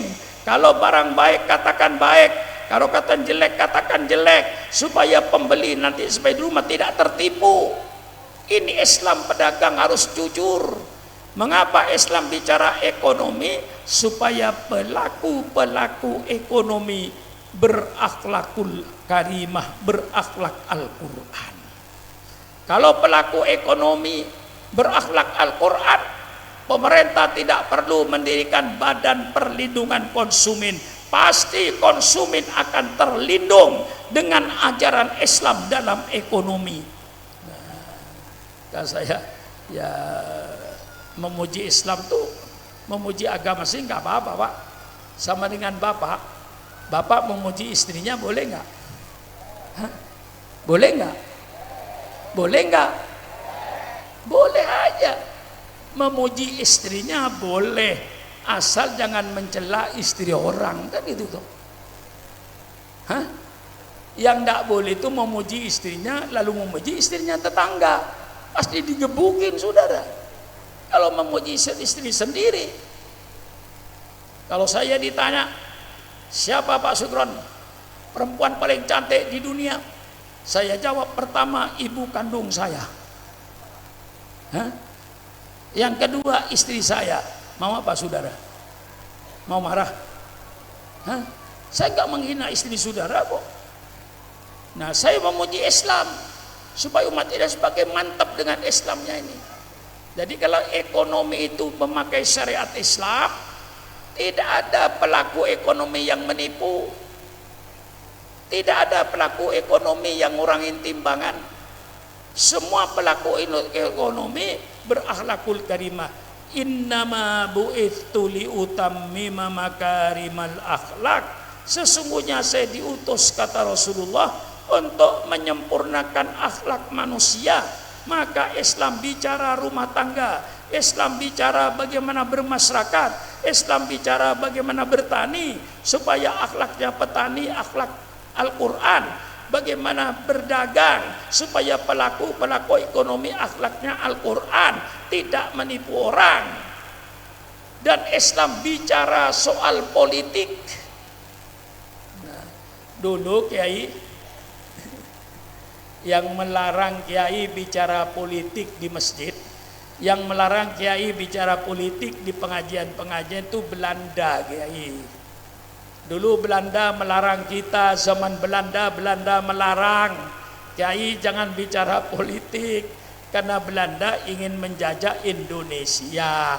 Kalau kiainya bicara politik, tentu Belanda diusir. Maka oleh Belanda dilarang bicara politik. Yang akan mengatur negara itu Belanda. kiai nggak usah ikut ngatur negara, diam aja di masjid, diam aja di musola, nggak usah ngatur negara. Itu yang melarang kiai bicara politik dulu Belanda. Kalau sekarang masih ada orang yang melarang kiai bicara politik, itu berarti londo ireng. Belanda apa londo ireng itu? Belanda hitam. Ya, jadi kalau sekarang ada orang melarang kiai bicara politik, itu berarti ante-ante Belanda itu. Belanda dulu yang melarang. Kalau kiai sayang sama NKRI, kalau kiai masih merasa tanggung jawab terhadap bangsa Indonesia, maka kiai wajib berpolitik dengan politik Al-Quran, politik sunnah Rasulullah, bukan seperti politik sekarang ini yang penuh dengan kebohongan, yang penuh dengan kedustaan. Habis-habisan saya ini pada saudara ini supaya cinta sama Islam. Islam bicara soal politik. Kalau umat Islam berpolitik, itu artinya umat Islam ingin menyumbangkan pikiran terbaiknya untuk negara NKRI. Kalau kiai tidak mau berpolitik, berarti kiai sudah menyerahkan negara itu kepada orang lain. Karena nanti yang bikin peraturan daerah ya DPRD, yang bikin undang-undang negara di pusat DPR pusat. Kalau tidak ada satupun orang Islam di situ, apa yang akan terjadi? Maka Islam itu wajib berpolitik untuk duduk bersama-sama elemen bangsa yang lain menjadi anggota DPR. Umat Islam duduk berpolitik bukan untuk merubah Pancasila, bukan untuk merubah Undang-Undang Dasar 45. Umat Islam berpolitik ingin menyumbangkan pikiran terbaiknya kepada bangsa dan negara melalui Majelis Permusyawaratan Rakyat. Bagaimana? Paham ini? Kiai dilarang berpolitik supaya mereka yang berpolitik, kita dibodohin. Kiai nggak usah berpolitik, saya saja yang berpolitik. Kiai cukup di masjid aja tahlilan, marhabanan, bungkus berkat, tidur. Hah? Mau digitukan Islam itu? Jadi Islam itu cuman dalam masjid, sholat, dikir, marhabanan, tahlilan, bungkus berkat, tidur. Mau digitukan Islam supaya kiai paham, bukan marah, ngasih tahu. Iya, lah kalau kita tidak berpolitik, lalu siapa yang berpolitik? Kita berpolitik bukan untuk merubah Pancasila, kita berpolitik bukan untuk merubah Undang-Undang Dasar. Kita berpolitik, umat Islam berpolitik, kiai berpolitik. Artinya kiai ingin menyumbangkan pikiran terbaiknya untuk pembangunan bangsa NKRI, bukan untuk menghancurkan NKRI. Tidak, kami yang paling cinta sama NKRI. Saya katakan di Jakarta, kalau tidak kena ulama tidak ada NKRI itu. Kalau tidak kena ulama tidak ada NKRI. Persilakan tuntut. Karena saya tahu ketika 9 orang dari panitia persiapan kemerdekaan ini sudah sepakat merumuskan negara Republik Indonesia berdasarkan ketuhanan dengan kewajiban menjalankan syariat Islam bagi pemeluk-pemeluknya. Itu Pancasila yang asli. Tanggal 17 Agustus jam 10 diumumkan, jam 3 sore ada utusan dari Indonesia Timur yang menyatakan kalau ini 7 kata tidak dibuang, kami Indonesia Timur tidak ikut. Maka Indonesia akan pecah menjadi 2, Indonesia Barat dan Indonesia Timur. Subhanallah, baru jam 10 pagi kita proklamasikan kemerdekaan, jam 3 sore mau pecah Indonesia Barat, Indonesia Timur. Akhirnya tanggal 18 kembali bermusyawarah para ulama dengan lapang dada. Yang tadi sudah disepakati semua agama tanda tangan di situ, sudah setuju, dicabut. lalu berubah. Negara Republik Indonesia berdasarkan ketuhanan yang Maha Esa itu perubahan, bukan aslinya. Supaya kita tahu, aslinya negara Republik Indonesia berdasarkan ketuhanan dengan kewajiban menjalankan syariat Islam bagi pemeluk-pemeluknya. Yang lain tidak usah bagi pemeluk-pemeluknya. Sebenarnya tidak hubungan dengan agama lain, tapi karena mereka bersikeras kalau ini tidak dicoret kami tidak ikut. Jadi Indonesia itu pecah demi NKRI. Para ulama pemimpin Islam waktu itu dengan lapang dada cabut 7 kata ini sehingga menjadi ketuhanan yang Maha Esa. Lalu berdirilah NKRI. Seandainya waktu itu kiai dan ulama Islam tetap bersitegang dengan keputusan yang awal, negara harus berdasarkan Pancasila dengan kewajiban menjalankan negara berdasarkan ketuhanan dengan kewajiban menjalankan syariat Islam bagi pemeluknya mau bertahan, maka NKRI tidak ada. Adanya NKRI karena kelapangan dada para pemimpin Islam pada tanggal 17 Agustus 45 itu. Bagaimana? Hah? Paham? Kalau ulama waktu itu bersitegang, tidak ada NKRI ini. Yang ada Indonesia Timur dan Indonesia Barat. Ada 2 negara.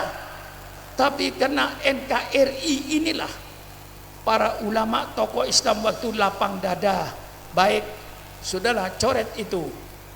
Cuman tolong gantinya Maha Esa. Lalu jadilah negara bisa berdasarkan ketuhanan yang Maha Esa, titik.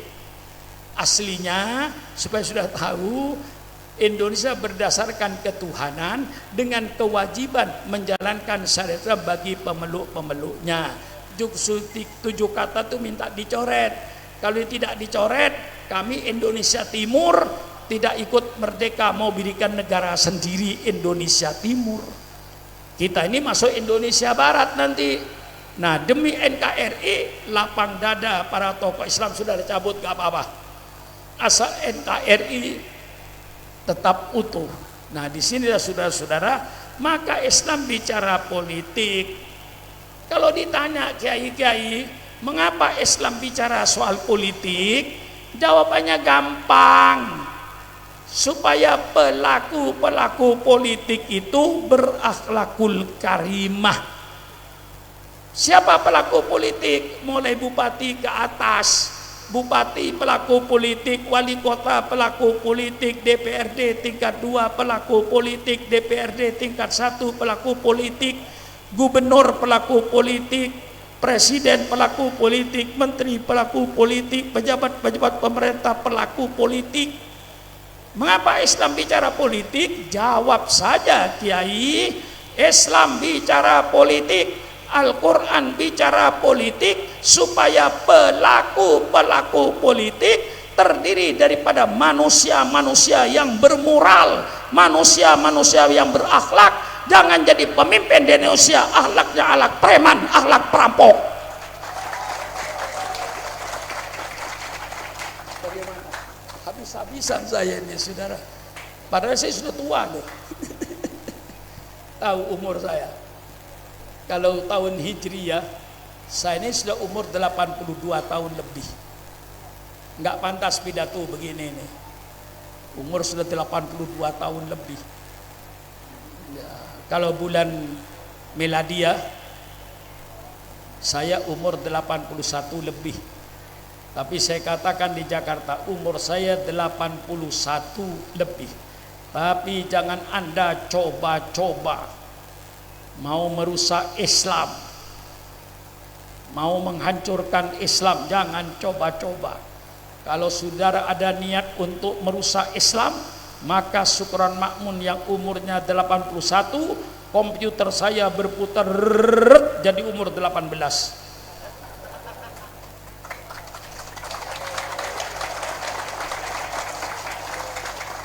Ya inilah pidatonya orang umur 18.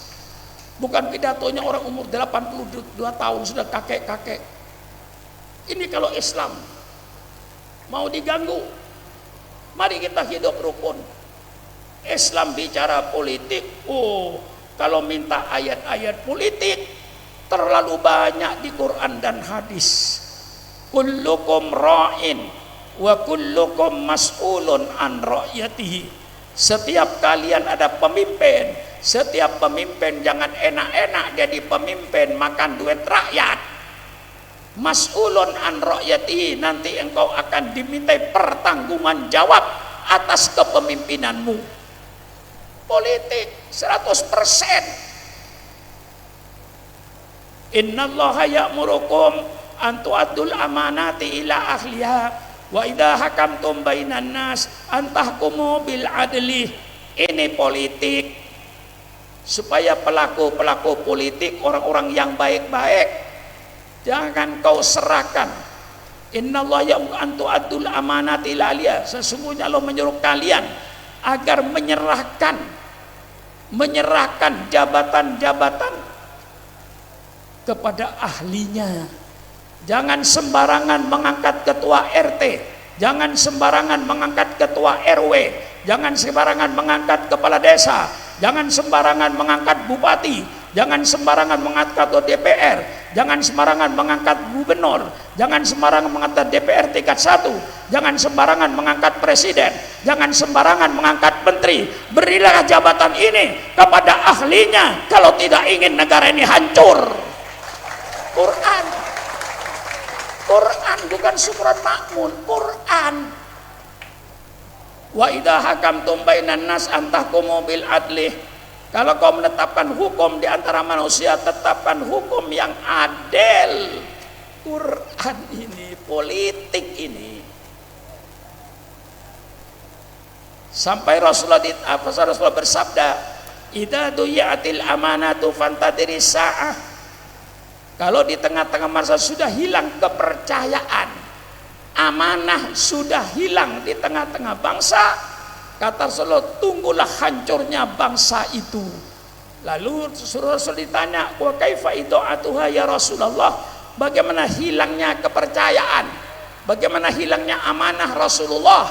Rasulullah jawab, idza wusidal amru ila ghairi ahli fantadiri sa'ah. Apabila urusan-urusan ini diserahkan pada orang yang bukan ahlinya, tunggulah hancurnya bangsa itu. Hadis politik. Gimana? Paham saudara? Paham saudara? Jadi kalau kita mengapa Islam bicara politik, supaya pelaku-pelaku itu bukan preman, supaya pelaku-pelaku itu bukan bajingan, supaya pelaku-pelaku itu orang yang berakhlakul karimah, yang mempunyai kemanusiaan. Siapa yang meletakkan, mau saya depan hukum sama? Ini di mana-mana saya katakan, yang meletakkan masukan hukum bukan profesor-profesor dari Amerika, bukan profesor-profesor doktor dari Eropa. Yang meletakkan manusia depan hukum sama junjungan kita Nabi besar Muhammad sallallahu alaihi wasallam.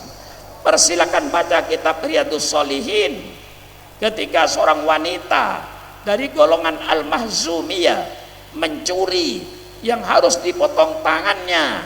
Tokoh-tokoh Quraisy waktu itu bingung, karena perempuan ini adalah keturunan orang bangsawan, keturunan orang gede. Diutuslah Usama bin Zaid untuk menghadap Rasulullah. Usama bin Zaid sampaikan kepada Rasulullah bahwa perempuan itu yang nyolong anaknya orang besar, anaknya orang berjasa kepada bangsa ini. Apakah ada hukuman selain potong tangan? Datanglah Usama bin Zaid menghadap Rasulullah. Dia ceritakan bahwa perempuan yang nyolong anaknya orang gede Rasulullah, anaknya orang besar Rasulullah, apakah ada hukum selain potong tangan? Kemudian Rasulullah menjelaskan kepada Usama, ya Usama, qad halaka man kana qablakum, wahai Usama, telah hancur bangsa-bangsa sebelum kamu dahulu. Mudah-mudahan pidato saya didengar oleh Kejaksaan Agung, mudah-mudahan pidato saya didengarkan oleh Menteri Kehakiman, mudah-mudahan didengar oleh kepolisian. Ini Rasulullah yang bersabda, qad halaka man kana qablakum, kata sudah hancur bangsa-bangsa sebelum kalian dahulu. Mengapa bangsa itu hancur? Rasulullah menjelaskan, idza saraka fihim as-sarifu tarakuhu. Kalau yang nyolong orang gede, semuanya tutup mulut, membiarkan dia tidak ditangkap, tetap tidur di hotel. Kalau yang nyolong orang gede, wa idza saraka fihim ad-dhaifu aqamul khat. Tetapi kalau yang nyolong rakyat kecil, maling ayam, semuanya teriak, tegakkan hukum, tegakkan hukum, tegakkan hukum untuk maling ayam. Kemudian Rasulullah bersabda, wallahi, demi Allah, kata Rasulullah, lau anna Fatimah binta Muhammadin sarakat laqatatu yada. Demi Allah, seandainya Fatimah anak kandung saya nyolong, pasti saya potong tangannya, kata Rasulullah. Semua manusia depan hukum sama, tidak ada bedanya. Malah Allah berpesan di dalam Al-Quran, wala yajrimannakum sana'ana qaumin ala alla ta'dilu. Janganlah kebencianmu kepada sesuatu kaum menjadikan engkau berbuat tidak adil terhadap kaum itu karena kau benci. Ini dilarang oleh agama. Biar musuh kau bertindak adil kepada orang yang tidak kau senangi, kau bertindak adil. Jangan karena kau tidak senang menjebloskan mereka ke dalam penjara. Ini pekerjaan orang yang tidak adil, dolen.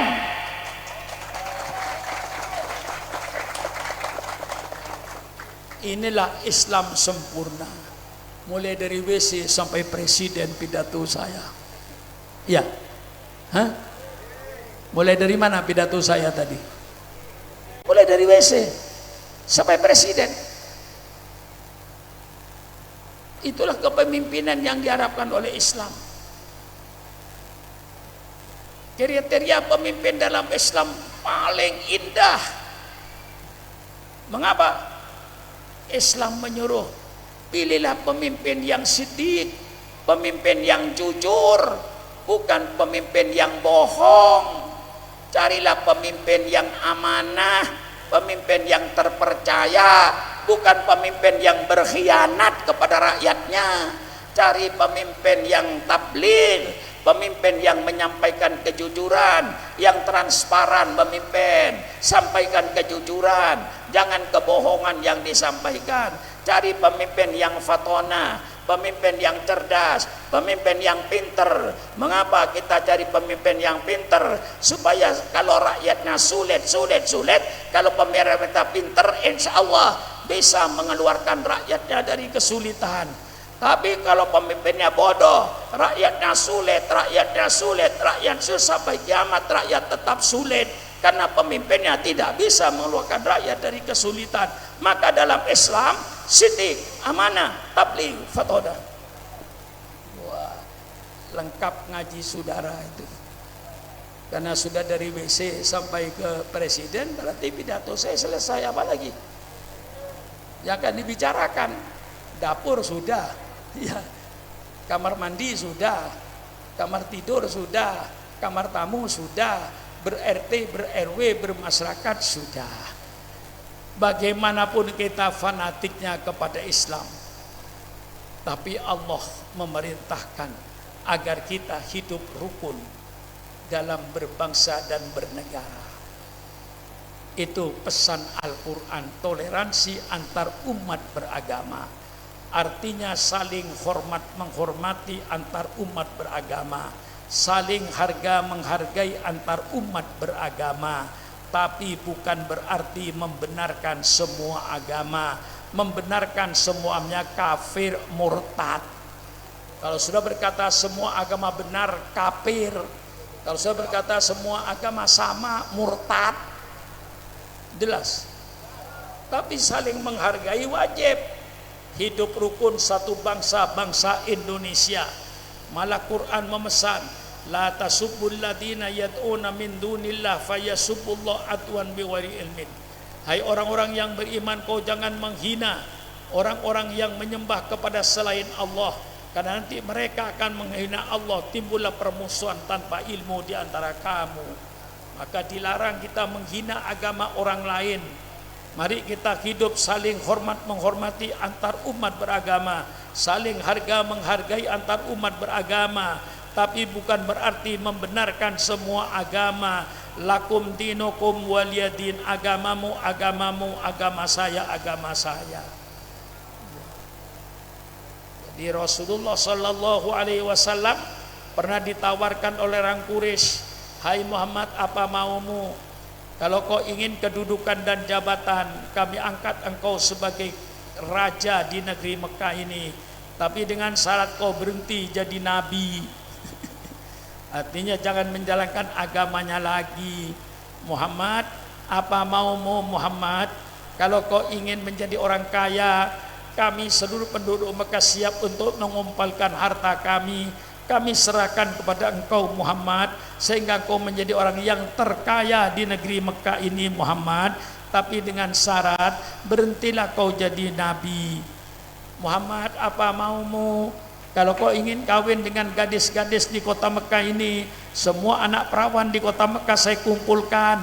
Persilakan engkau Muhammad, mau kawin 1, 2, 3, 4, 5, 6, 7, 8, 10, 20, persilakan Muhammad, asal kau berhenti jadi nabi. Nah, kira-kira kalau ditawarkan sama saudara bagaimana kira-kira ya? Hah? Kalau ditawarkan pada saudara kira-kira gimana? Ya kadang-kadang kita tidak sadar. Pak Sukron, sudahlah, nggak usah jadi kiai repot-repot pidato tiap malam, tiap hari. Sudahlah, berhentilah Pak Sukron jadi kiai. Saya angkat menjadi menteri luar negeri. Kira-kira gimana? Jadi kalau saya diangkat jadi menteri luar negeri, itu pengertiannya berarti saya disuruh berhenti jadi kiai, kan gitu toh? Hah? Nah, kalau saya jadi menteri luar negeri, kapan saya ngajinya? Saya bisa terbang ke Amerika, terbang ke Cina, menemui duta besar Jepang, repot. Nggak bisa lagi baca Fathul Qorib, Fathul Mu'in di masjid-masjid di Jakarta. Nggak bisa lagi saya baca tafsir Jalalain. Sudahlah Pak Sukron, saya kasih jabatan Menteri Dalam Negeri, asal Pak Sukron mau. Kalau saya mau berarti saya berhenti jadi kiai, karena tidak mungkin lagi saya jadi kiai. Jadi kalau kiai diangkat menjadi pejabat, itu ada kemungkinan itu disuruh berhenti jadi kiai.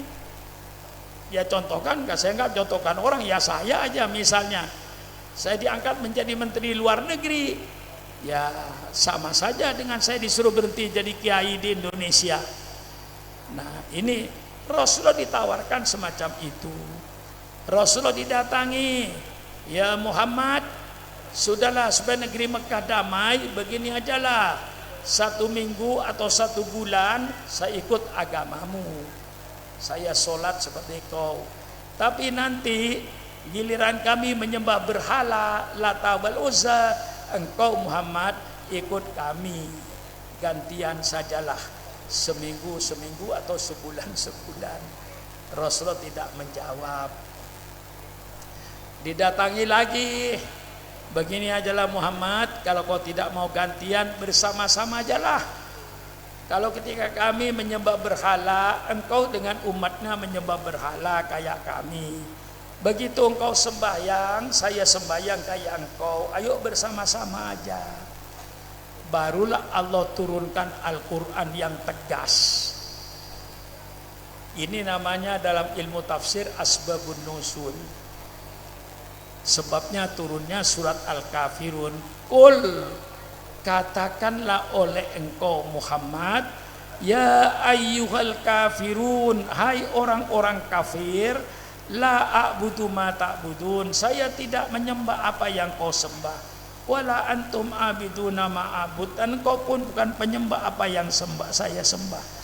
Wala abidu ma'abadtum, dan saya bukan penyembah kepada apa yang kau sembah. Wala antum abiduna ma'abud, dan engkau bukan penyembah kepada apa yang saya sembah. Lakum dinukum, agamamu, persilakan kerjakan oleh kamu. Waliyadin, agama saya. Jangan dicampur aduk agama ya kayak cendol. Yang paling berbahaya kadang-kadang pidatonya tokoh-tokoh kita, kadang-kadang semua agama benar, semua agama sama, Semua umat beragama apapun saja masuk surga. Subhanallah. Surganya sama. Karena semua agama menyuruh ke surga. Kalau saya pidato begitu kedengar anak muda yang imannya setengah-setengah. Yang sholat subuh tiap pagi istiqomah masuk surga. Yang tidak sholat subuh masuk surga juga. Surganya sama. Milih yang mana? Milih yang sholat subuh apa milih yang tidak sholat subuh? Hah? Milih yang mana? Sholat subuh? Goblok.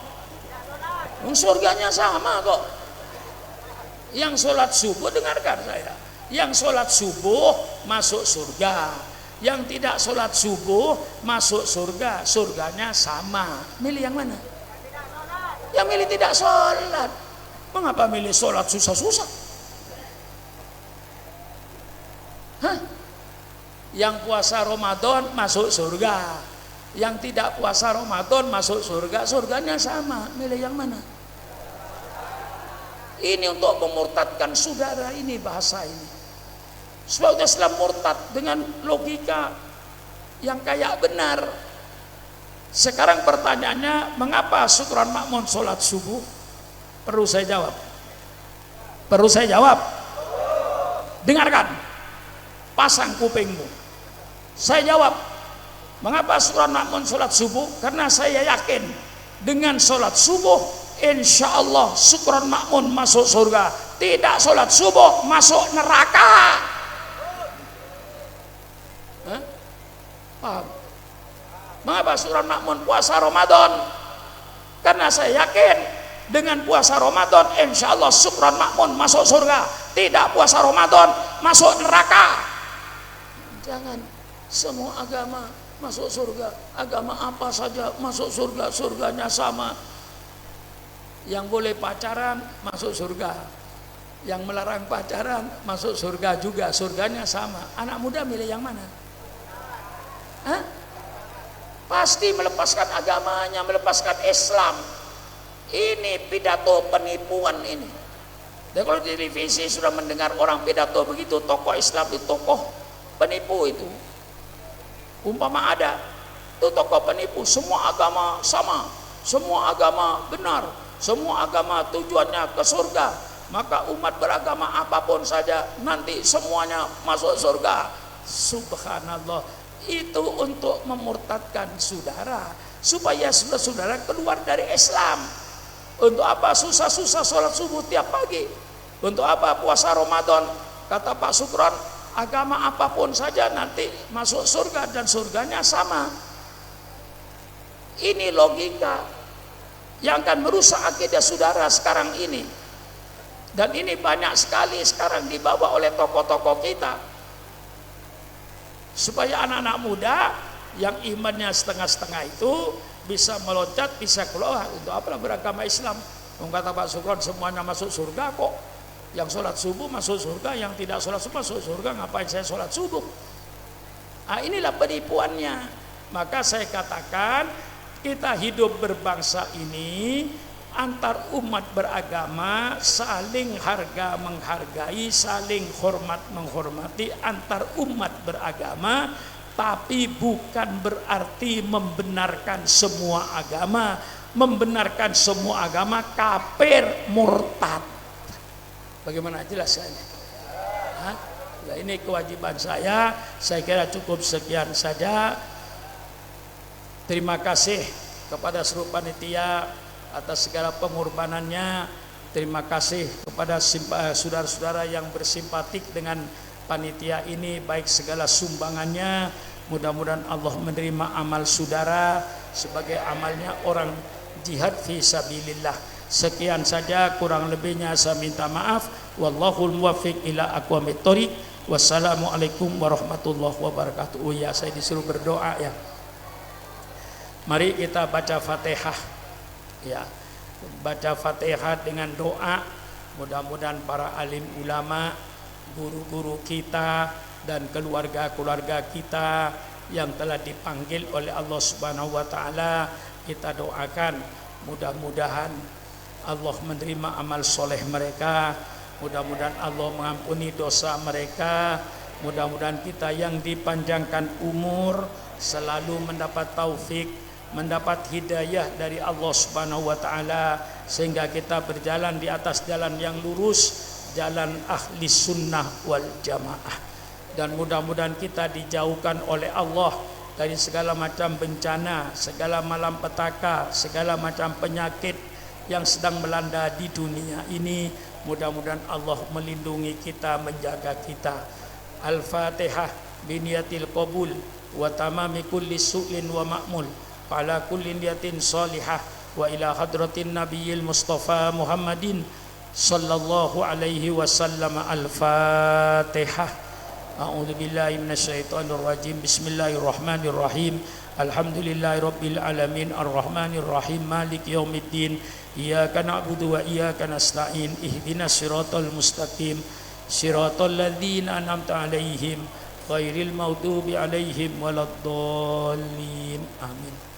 Allahumma bihaqqil Fatihah wa bisirril Fatihah wa bi karamatil Fatihah wa bi barakatil Fatihah wa bi jahi man unzila 'alaihil Fatihah.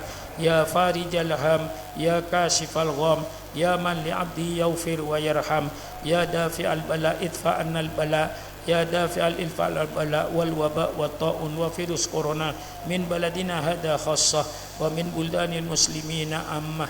Ya hayyu ya qayyum, ya azizu ya ghaffar, ya arhamar rahimin, ya muyassir kulla asir fataysirul asir alaika yasir, ya muyassir kulla asir fataysirul asir alaika yasir. Allahumma sahil umurana wa umur man yuhibbuna wa umur man yusa'iduna wa umur man yakhdumuna wa umur man dakhala baitana wa umur al muslimina wal muslimat wal mu'minina wal mu'minat al ahyain wal amwat. Allahumma inna nas'aluka ya Allah ma sa'alaka abduka rasuluka Muhammadun sallallahu alaihi wasallam. Allahumma inna nasta'iduka mimma ista'ada abduka rasuluka Muhammadun sallallahu alaihi wasallam. Allahumma inna nas'aluka al-jannata wa ma qarraba ilaiha min qaulin aw amalin aw niyatin aw i'tiqadin. Allahumma inna na'udzubika minan nar wa ma qarraba ilaiha min qaulin aw amalin aw niyatin aw i'tiqadin. Rabbana ighfir lana wa li ikhwanina alladziina sabaquna bil iman. Rabbana hab lana min azwajina wa dhurriyyatina qurrata a'yun waj'alna ya Allah lil muttaqina imama. Allahumma anzilna ya Allah munzalan mubarakan wa anta khairul munzilin. Allahumma inna nas'aluka as-sihhata wal afiyah wa tamamal afiyah wa syukra lal afiyah. Ya hayyu ya qayyum, ya azizu ya ghaffar, ya arhamar rahimin. Rabbana atina fid dunya hasanah wa fil akhirati hasanah wa qina adzabannar.